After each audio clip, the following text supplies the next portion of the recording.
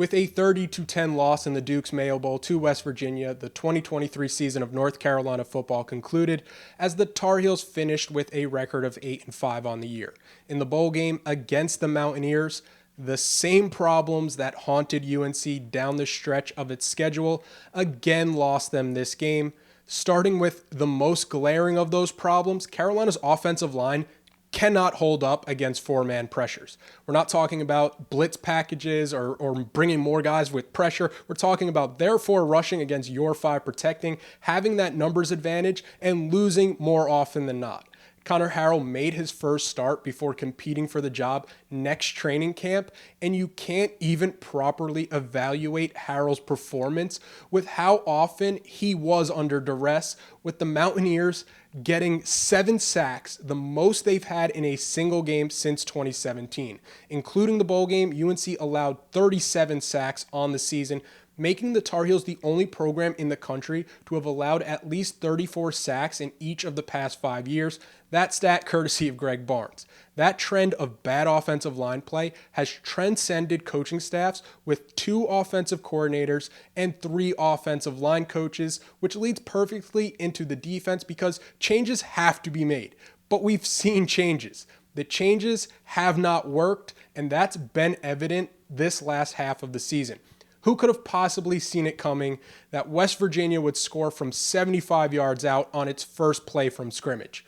Or that the Tar Heels would not be able to contain a rushing threat quarterback?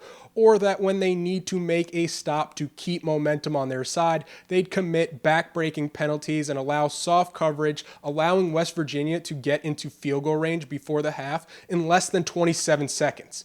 Nothing that this team does is surprising because it's what they've put on tape. As the season goes on, when teams have more film on you, that's coaching and game planning that's supposed to take you to the next level. Instead, Carolina has finished 1-4 against Power 5 opponents with a loss to NC State and a loss in its bowl game for 3 straight years. You have a staff that is not putting players in a position to win. Look at the snap counts from the Mayo Bowl. A walk-on tight end played 40 snaps because there were no other tight ends available. It's fitting a square peg into a round hole rather than being creative with personnel to counter that. There's scholarship players on both sides of the ball that were propped up in these recruiting classes that are playing single-digit snaps. Inexcusable in the transfer portal era. Then there's players like Caleb Cost, who was forced into a bigger role in this game and came out with a team-high grade on Pro Football Focus for a player that played over 30 snaps in the bowl. How do you justify not finding a player like that reps earlier in the season? It's a fair question because it's not like the defense was lighting the world on fire and the staff says they have to develop depth, but there's such a resistance to letting other players get an opportunity. These are all problems that start at the top, and honestly, North Carolina plays like a team that has taken on the identity of its head coach. At the start of the season, it was, we're ready to take the next step in the national conversation and win a conference championship, and it limps through the finish line now with the explanation that UNC isn't a program that wins 8 or 9 games with regularity. It's a team that got hit with adversity and never recovered. It's a team that has no identity, and if it did have an identity, it's we have an NFL quarterback, you don't. Let's see if he can make more plays.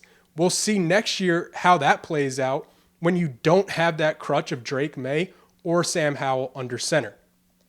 The fact remains, UNC has recruited in the top 25 the last 4 years and hasn't finished in the top 25 in the last 3.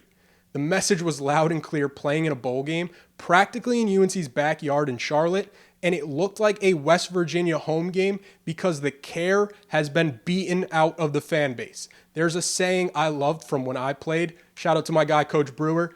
Don't piss on me and tell me it's raining. Because what I hear is a lack of accountability and Mac Brown talking to the fan base like they aren't smart enough to see that this team should be a heck of a lot better. This is a program that is trending entirely in the wrong direction. And while bowl games are certainly impacted by opt-outs, I think you got a pretty good look into what figures to be UNC next year. And that's a team that'll be in a fight to even get back to bowl contention.